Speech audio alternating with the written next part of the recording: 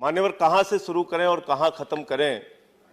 वतन की जो हालत सुनाने लगेंगे तो पत्थर भी आंसू बहाने लगेंगे। वतन की जो हालत सुनाने लगेंगे तो पत्थर भी आंसू बहाने लगेंगे। अगर भीड़ में खो गई आदमियत तो उसे ढूंढने में जमाने लगेंगे। इंसानियत का, आदमियत का, मानवता का कत्ल हुआ है दिल्ली में मान्यवर। और ये एक दिन में नहीं हुआ मान्यवर। चुनाव के पहले आग सुलगाई गई और चुनाव के बाद आग लगाई गई। ये सब कुछ एक साजिश के तहत एक सुनियोजित दंगा दिल्ली के अंदर कराया गया है। ये मेरा सीधा आरोप है। और मैं ये क्यों कह रहा हूं मान्यवर? मैं ये क्यों कह रहा हूं मान्यवर? ये मैं इसलिए कह रहा हूं मान्यवर कि इनके एक सांसद, इनके भारतीय जनता पार्टी के एक सांसद कहते हैं मान्यवर, अगर बीजेपी को वोट नहीं दिया तो बहन बेटियों के घर में घुस के बलात्कार किए जाएंगे। आपकी सरकार इतनी कायर सरकार है? आपकी सरकार इतनी कायर सरकार है? इस तरह का बयान देंगे आप लोग? शर्म आनी चाहिए इस सरकार को। ऐसे बयान देते हैं आप लोग। आप इस देश के लोगों को भड़काते हैं। यहाँ पे ट्रंप की सरकार है, यहाँ हसीना शेख की सरकार है। किसकी सरकार है? आप रिकॉर्ड में नहीं जाएगा जो ठीक नहीं है। इस तरह के बयान दिए गए इनके द्वारा। 3 दिन तक दिल्ली जलती रही। गृह मंत्री खामोश, पुलिस प्रशासन खामोश। दिल्ली के लोग 3 दिन तक एक हिस्से में जलते रहे। उनकी दुकानें जलाई गई, हिंदू मारे गए, मुसलमान मारे गए, 53 लोगों की जान चली गई, 2 पुलिस वाले जल गए, उनकी जान चली गई। और देश के गृह मंत्री खामोश बैठ के आनंद ले रहे थे इन घटनाओं का। मैं पूछना चाहता हूं, क्या कर रहे थे देश के गृह मंत्री? ऐसे गृह मंत्री को अपने पद पर रहने का अधिकार नहीं है।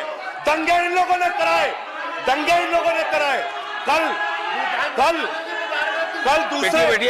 दूसरे सदन में मैंने इनको सुना, कल दूसरे सदन में इनको सुना, कह रहे हैं दंगे में भारतीय मारे गए। गृह मंत्री जी, मैं बड़ी विनम्रता पूर्वक आपसे पूछना चाहता हूं, ठीक नहीं है उसको रिकॉर्ड में रखा नहीं जाएगा। भारतीय मारे गए तो उन भारतीयों से मिलने, उनके परिवार से मिलने 25 दिन आप मिलने क्यों नहीं गए? आप इसका जवाब दीजिए। क्यों नहीं मिलने गए? क्यों नहीं मिलने गए उन भारतीयों से? उनको मुआवजा दीजिए, उनके लिए मुआवजा दीजिए।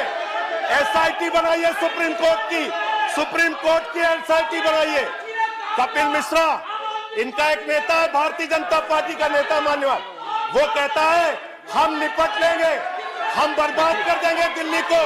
और जो जज एफआईआर का ऑर्डर देता है उस जज का आप ट्रांसफर कर देते हैं। जुडिशरी खतरे में है, जुडिशरी खतरे में है। आपने जज का ट्रांसफर कर दिया। कहां जाएगा न्याय के लिए आदमी? कहां जाएगा? जज अगर जज के लिए ऑर्डर करता है, जज अगर एफआईआर के लिए ऑर्डर करता है, उस जज का ट्रांसफर कर दिया जाता है मान्यवर। ये सब कुछ हुआ दिल्ली में, दिल्ली के अंदर ये सब कुछ हुआ।